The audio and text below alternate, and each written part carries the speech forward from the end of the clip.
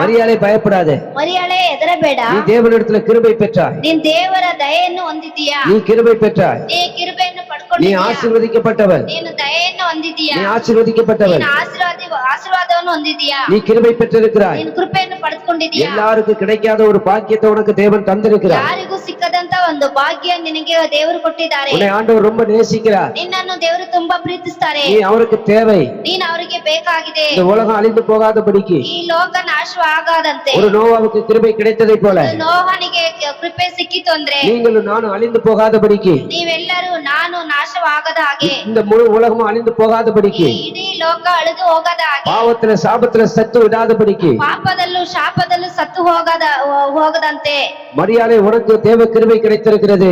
ಮರಿಯಾಳಿಗೆ ದೇವರ ಕೃಪೆ ಸಿಕ್ಕಿದೆ. ஹல்லேலூயா. ஹல்லேலூயா. மரியாளுக்கு ஒண்ணுமே புரியல. இப்ப ಮರಿಯಾಳಿಗೆ ಏನು ಅರ್ಥ ಆಗ್ಲಿಲ್ಲ. ಇವಾಗ எனக்கு என்ன கிருபை? ನನಗೇನ್ ಕೃಪೆ?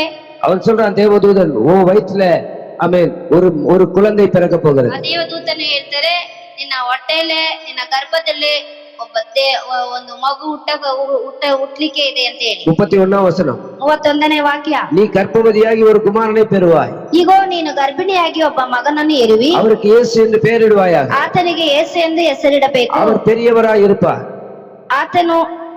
ಆತನು ದೊಡ್ಡವನಾಗಿದ್ದು உன்னதமானவருடைய குமாரன் எனப்படுவார். ಮಹೋನ್ನತನ ಕುಮಾರನೆಂದು ಕರೆಯಲ್ಪಡುವನು. கர்த்தராகிய தேவன் அவருடைய பிதாவாகிய தாவீதின் சிங்காசனத்தை அவருக்கு கொடுப்பார். ದೇವರಾದ ಕರ್ತನು ಆತನ ತಂದೆಯಾದ ದಾವೀದನ ಸಿಂಹಾಸನವನ್ನು ಆತನಿಗೆ ಕೊಡುವನು. அவர் யாக்கோபின் குடும்பத்தாரை ಆತನ ಯಾಕೋಬನ என்றென்றைக்கும் அரசாளுவார். ಸದಾ ಕಾಲವು ಆಳುವನು. அவருடைய ராஜ்யத்துக்கு முடிவிராது. ಆತನ ರಾಜ್ಯಕ್ಕೆ ಅಂತ್ಯವೇ ಇಲ್ಲ. ஹல்லேலூயா. ஹல்லேலூயா. ஒரு மிகப்பெரிய தேவ திட்டம் நிறைவேறுகிறது. ಒಂದು ದೊಡ್ಡ ದೇವರ ಚಿತ್ತ ನೆರವೇರುವುದು. அந்த மிகப்பெரிய தேவ திட்டத்துக்காக மரியாதைக்கு கிருபை ಆ கிடைத்தது. ದೊಡ್ಡ ದೇವರ ಚಿತ್ತದಲ್ಲಿ ಮರಿಯಾಳಿಗೆ ದೇವರ ಕೃಪೆ ಸಿಕ್ತು. என்னை கேட்டுக்கொண்டிருக்கிற அருமை சகோதர சகோதரிகளே, ಈ ವಾಕ್ಯವನ್ನು ಕೇಳ್ತಾ ಇರ್ತಕ್ಕಂತ ಪ್ರೀತಿಯ ಸಹೋದರ ಸಹೋದರಿಗಳೇ, தேவ பிள்ளைகளே, ದೇವರ ಮಕ್ಕಳೇ, மரியாளுக்கு கிருபை கிடைத்ததற்கு காரணம் ಮರಿಯಾಳಿಗೆ ಕೃಪೆ ಸಿಕ್ಕಿದ್ದಕ್ಕೆ ಕಾರಣ நீங்களும் நானும் பாவத்தில் அழிந்து போக கூடாது என்பதற்காக. ನೀವು ನಾನು ಪಾಪದಲ್ಲಿ ನಾಶವಾಗಿ ಹೋಗಬಾರ್ದು அழிந்து போக கூடாது என்பதற்காக. ನಾವು ನಾಶವಾಗಿ ಹೋಗಬಾರ್ದು ಅನ್ನೋದಕ್ಕೋಸ್ಕರ.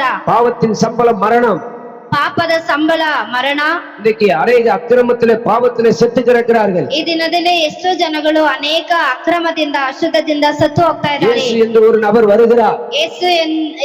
ಯೇಸು ಅಂತ ಹೇಳುವಂತ ಒಬ್ಬ ವ್ಯಕ್ತಿ ಬರ್ತಾರೆ. ಯೇಸು என்ற பெயருக்கு அர்த்தம், ಯೇಸು ಅಂತ ಹೇಳುವಂತ ಹೆಸರಿಗೆ ಅರ್ಥ தம்முடைய ஜனங்களின் பாவங்களை நீக்கி ரட்சிக்கிறவர் என்ற அர்த்தம். ತನ್ನ ಜನಗಳ ಪಾಪಗಳನ್ನು ನೀಗಲಾಡಿಸಿ ಹೋಗಲಾಡಿಸಿ ಬಿಡುಗಡೆ ಮಾಡುವಂತದಾಗಿದೆ. அல்லேலூயா.